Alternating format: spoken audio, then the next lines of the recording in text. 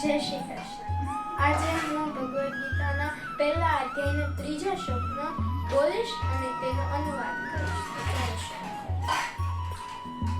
પશ્યતા પાંડુપુત્રાણામ આચાર્ય મદીચમ વૃદ્ધં દુર્યોધનપુત્રેણ તવ શીશેણ ધીમતા.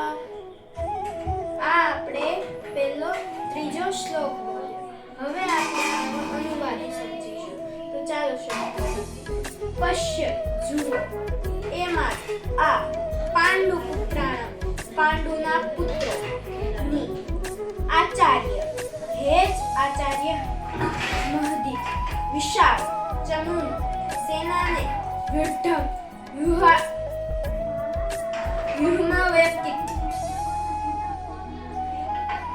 યુષ્યધ પુત્રેણ દ્રુપદના પુત્ર વડે તવ તમારા શિષ્યેણ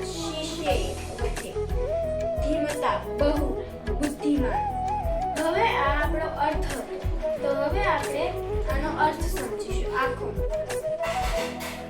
હે આચાર્ય પાંડુના પુત્રોની આ વિશાળ સેનાને જુઓ કે જેની વ્યુઢના આપના બુદ્ધિના શિષ્ય એના દ્રુપદ પુત્રે બહુ